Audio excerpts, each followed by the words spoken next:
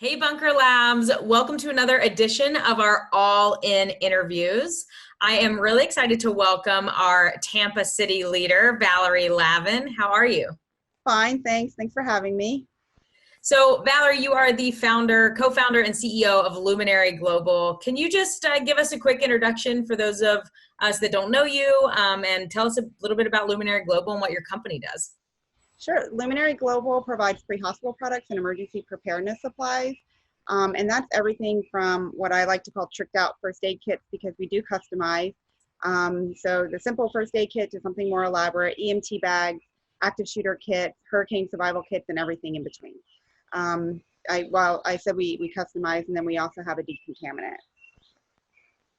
So, emergency response supplies, obviously very relevant amidst the COVID-19 pandemic. And you did mention as well disinfectant. Can you just talk about, when this pandemic started and you started to respond as a company and what you started to see from customers and how that has changed your company in the last 2 to 3 months?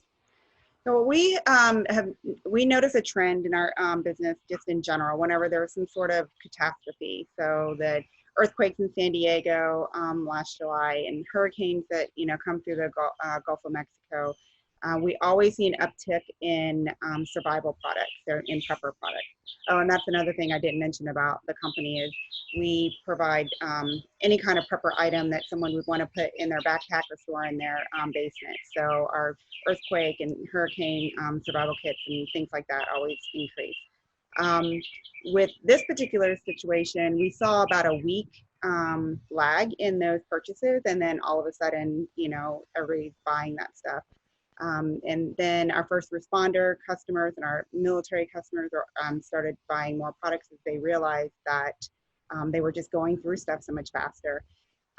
One of the things that we that developed since COVID-19 and everything that we've been going through is we went full, developed an entire product line of decontaminant, which is MDF 500.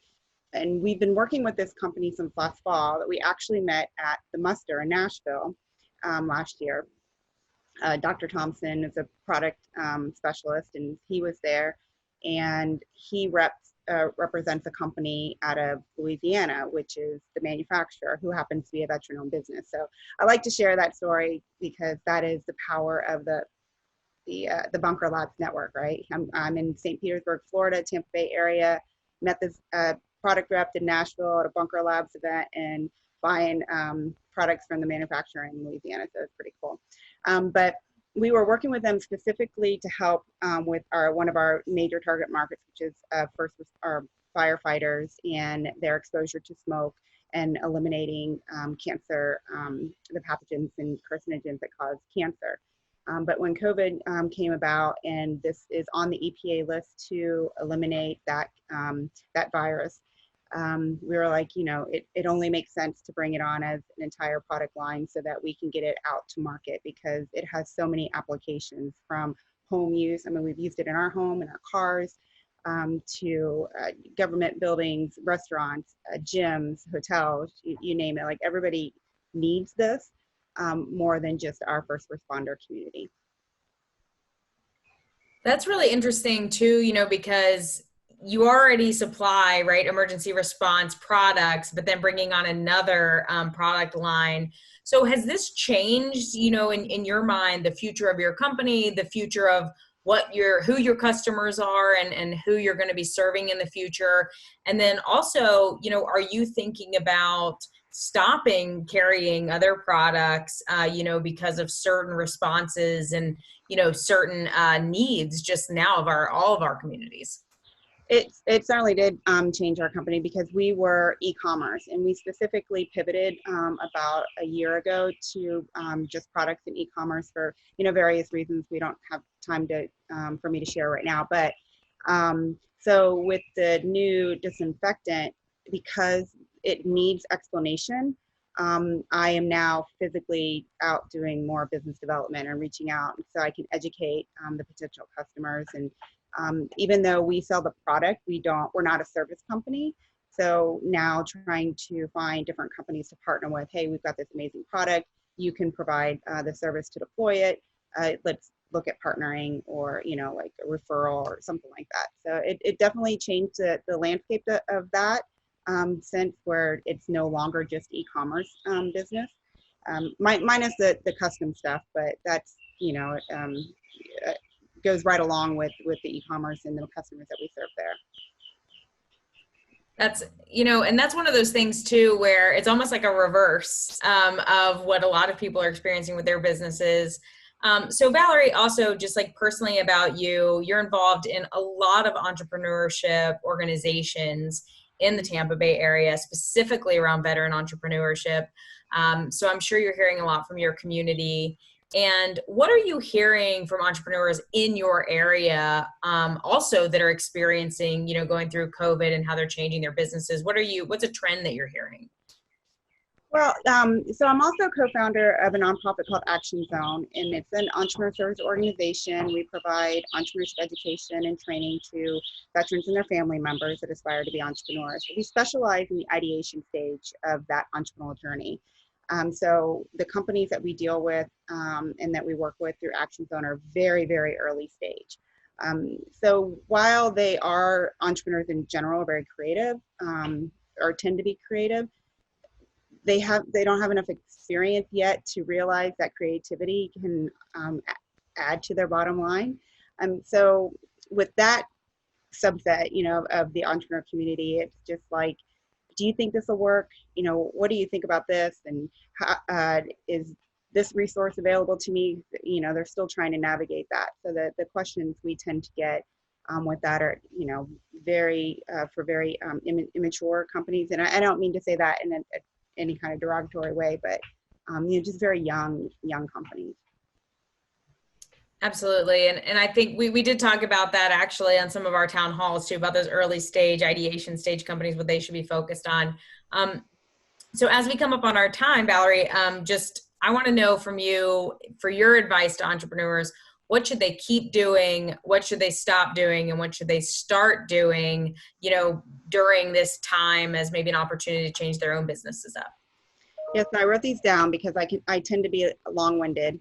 And there are so many pieces of advice that I could share with the audience. But what entrepreneurs should keep doing is really continuing to take care of themselves mentally, physically, and spiritually.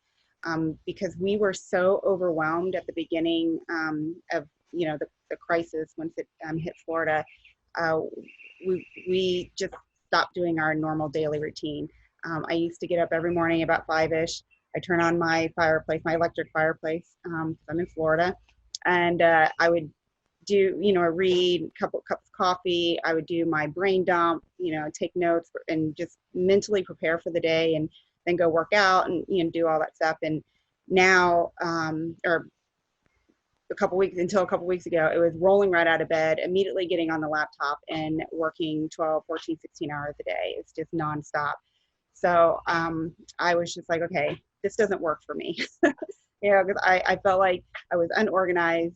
I have what I affectionately call my quarantine 10. I've gained about 10 pounds, probably 1 or 2% body fat during this time. But I was like, I just got to get back to what grounds me and keeps me, starts me at my day off right. That's great advice. Also, and I would second that, that, you do need to maintain some sort of routine for sure. So what about stop doing? So stop, in the military, we'd call it like the barracks lawyers, like stop listening to the barracks lawyers. So stop getting your information off Facebook and, other like social media platforms.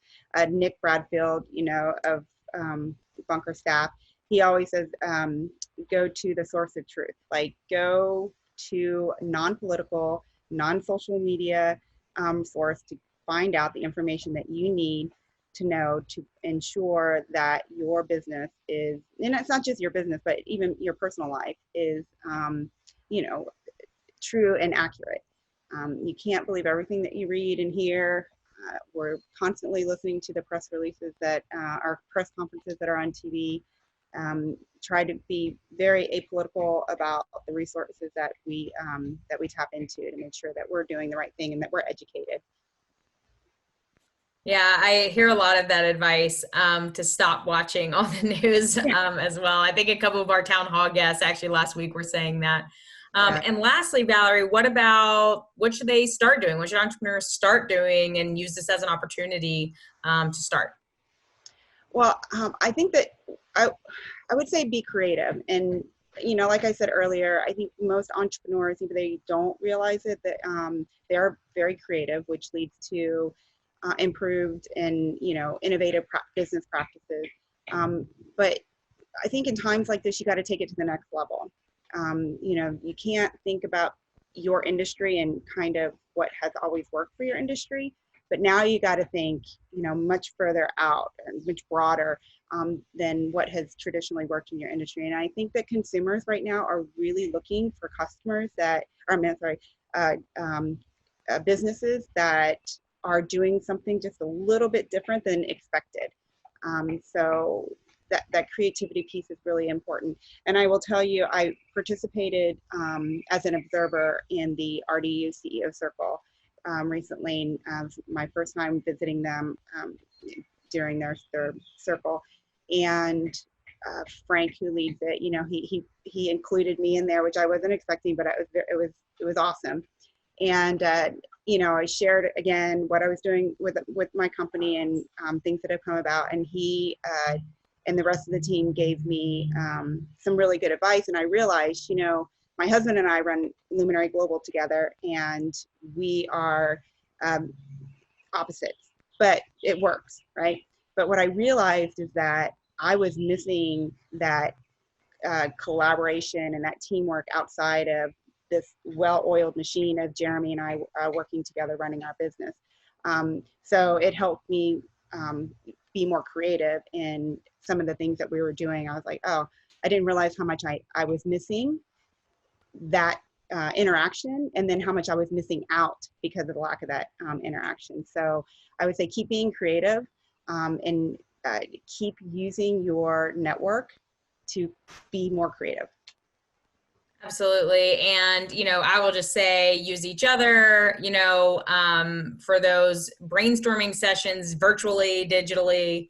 I don't know if you guys have noticed, but Facebook actually has a new room feature where you can just start a room on your page or in a group and invite people to join. So if you need a brainstorming session, you can actually start a room on our Launch Lab Online Facebook group. Valerie, thank you so much for joining us and for offering your advice and experiences. And lastly, how can we help Luminary Global? What can we do to spread the word? What would be helpful for you? Just follow us on social media and share. Share everything that we have. The decontaminant is very exciting. So if you need any information about that or curious about that, please contact me. And I'm happy to share because it is 100% biodegradable, green. You can use it around electronics. It really is the next, I should say, it's not really the next best thing because it's been around for about 30 years, developed by the Department of Defense. So we've been using it for a while. Awesome. Well, thanks so much. And we wish you the best of luck. All right, thank you.